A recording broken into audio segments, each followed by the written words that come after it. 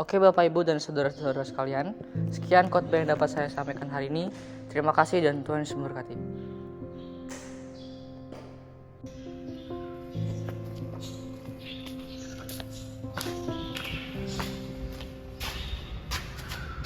Gimana cinta dari Jose? Sudah lama gak ke gereja?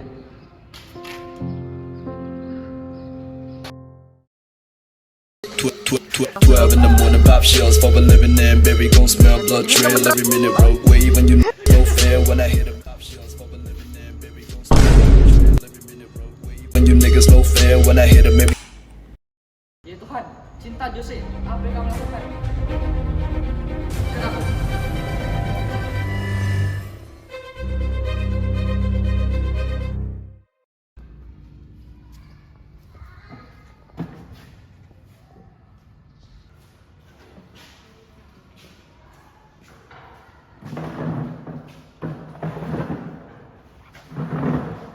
Cinta, Jose.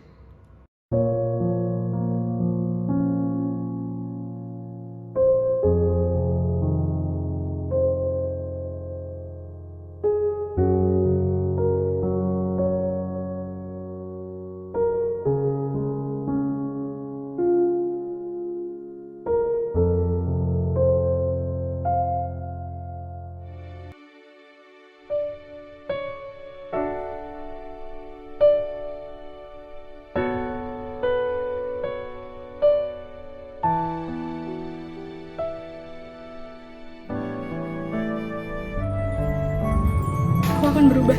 Iya, aku juga akan berubah. Oke Bapak Ibu dan saudara-saudara sekalian, sekian khotbah yang dapat saya sampaikan hari ini. Terima kasih dan Tuhan Yesus memberkati.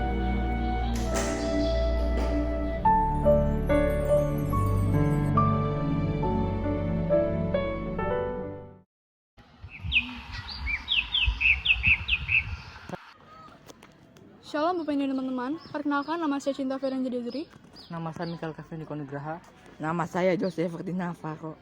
Jadi kami akan membawakan sebuah khotbah yang diambil dari Lukas 21 ayat 34 sampai 38 di bawah perikop nasihat untuk berjaga-jaga. Kami juga membawakan sebuah tema yaitu Yesus menyelamatkan manusia yang penuh dengan hasrat duniawi. Mari sama-sama kita membaca ayat Lukas 21 ayat 34 sampai 38. Lukas 21 ayat 34. Jagalah dirimu supaya hatimu jangan syarat oleh pesta pora dan kemabukan, serta kepentingan-kepentingan duniawi, dan supaya hari Tuhan jangan dengan tiba-tiba jatuh ke atas dirimu seperti suatu jerat. Sebab ia akan menimpa semua penduduk bumi ini. Berjaga-jagalah senantiasa sambil berdoa, supaya kamu memperoleh kekuatan untuk luput dari semua yang akan terjadi itu, dan supaya kamu tahan berdiri di hadapan anak manusia. Pada siang hari Yesus mengajar di Bait Allah, dan pada malam hari ia keluar dan bermalam di gunung yang bernama Bukit Zaitun. Dan pagi-pagi semua orang banyak datang kepadanya di dalam Bait Allah untuk mendengarkan dia. Amin. Berbahagialah kita yang masih dapat membaca dan mendengarkan firman Tuhan. Dari ayat Lukas 21 ayat 34, Yesus memberitakan firman-Nya untuk para murid-muridnya. Muridnya sebagai nasihat, sebelum ia pergi dari duniawi. Yesus memberitakan firman-Nya di Bait Allah dari siang hingga malam di Bukit Zaitun. Nah teman-teman, sebelumnya saya akan menjelaskan dulu mengapa kita memilih ayat Lukas 21 ayat 34 sampai 28 di bawah perikop nasihat untuk berjaga-jaga.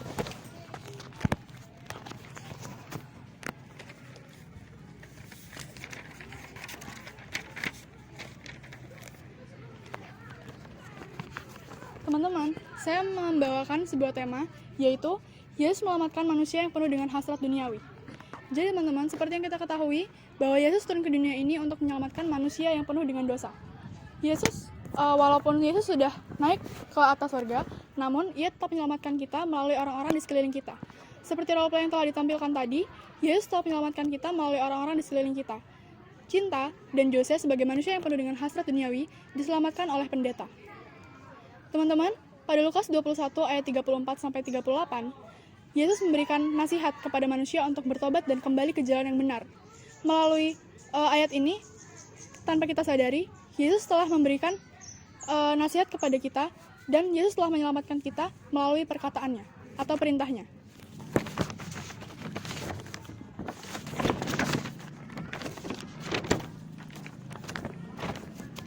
Teman-teman, apakah kalian tahu di gambar ini? Manusia sudah terjebak di dalam dosa. Seperti yang ada di gambar ini, manusia sudah terjebak di dalam lingkaran dosa. Walaupun manusia sudah terjebak di dalam lingkaran dosa, Yesus lah yang menyelamatkan kita untuk kembali ke jalan yang benar.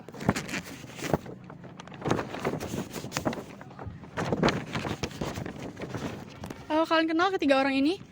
Jadi teman-teman, semua manusia itu berdosa. Tidak ada manusia yang alim maupun suci. Seperti ketiga orang ini, banyak orang yang beranggapan bahwa pendeta merupakan seorang yang alim dan suci. Padahal pendeta juga salah satu manusia yang terjebak dalam lingkaran dosa. Ini dikarenakan semua manusia berdosa. Dan dari keberdosaan inilah Allah turun ke dunia ini dan menebus manusia yang penuh dengan hasrat duniawi.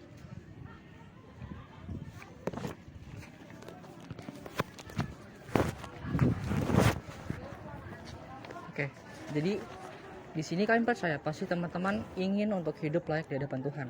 Nah, di sini kami mengambil ayat bahwa di sini tentang Yesus menyelamatkan manusia. Di sini Yesus menyelamatkan manusia melalui perintahnya, seperti yang sudah dikatakan cinta bahwa Yesus menyelamatkan manusia melalui perintahnya. Nah, di sini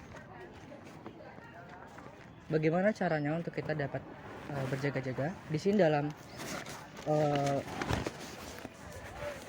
Lukas 21 ayat 36 dikatakan bahwa berjaga-jagalah senantiasa sambil berdoa.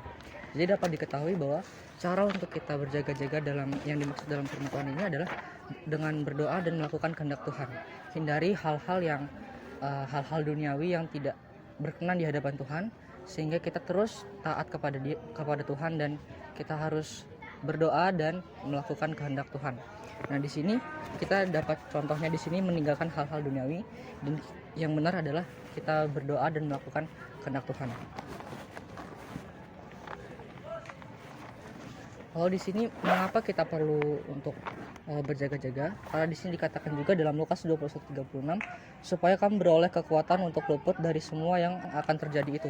Maksudnya apa? Jadi di sini supaya dengan kita berdoa dan melakukan dan berjaga-jaga, kita akan beroleh kekuatan dari Tuhan sehingga kita mampu untuk melakukan dan menghadapi masalah yang kita hadapi. Tuhan memampukan kita untuk terus melakukan dan menghadapi persoalan yang kita hadapi. Nah, di sini kami mengajak teman-teman untuk terus taat kepada perintah Tuhan, dan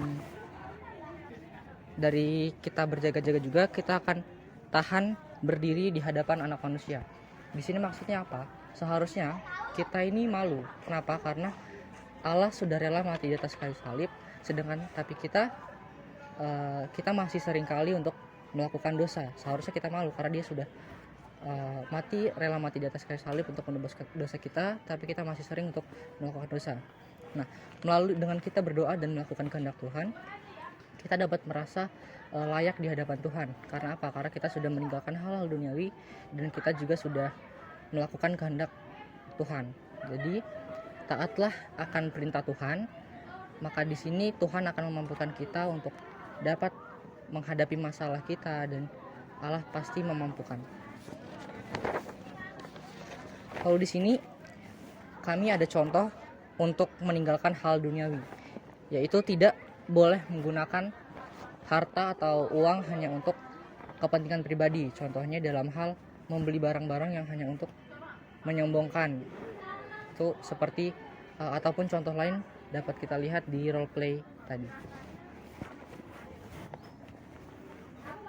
Dari ayat Lukas 1 ayat 34 kita dapat menyimpulkan Yesus mengingatkan kita untuk tetap waspada dan tidak terlalu terikat pada hal-hal duniawi. Kita harus menjaga agar tidak terlalu terfokus pada hal-hal duniawi, sehingga kita tidak terjebak dalam godaan dan kesesatan. Oleh karena itu kita harus siap secara rohani dan mempersiapkan diri untuk menghadapinya. Ini mencakup hidup dalam ketaatan kepada Tuhan, memperkuat iman kita, dan hidup sesuai dengan ajarannya. Hidup sesuai dengan ajarannya,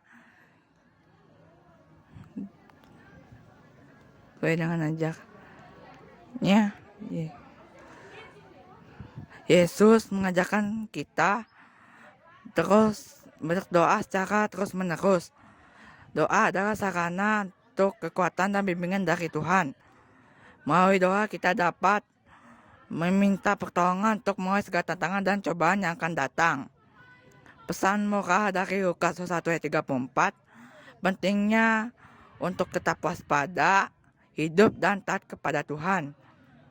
Kita harus menjaga agar tidak terlalu terfokus pada hal duniawi, tetapi tetaplah fokus pada hubungan kita dengan Tuhan dan ketaatan kepada Tuhan.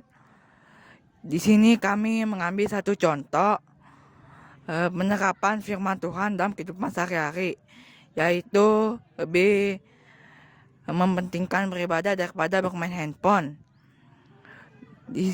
Ini dikarenakan anak-anak maupun kalangan tua sekalipun terlalu kecanduan bermain handphone, sehingga mereka lupa dengan agamanya mereka masing-masing dan Tuhannya masing-masing. Oke, sekian khotbah dari kami masing-masing. Semoga khotbah ini dapat menjadi pelajaran buat kita semua. Terima kasih.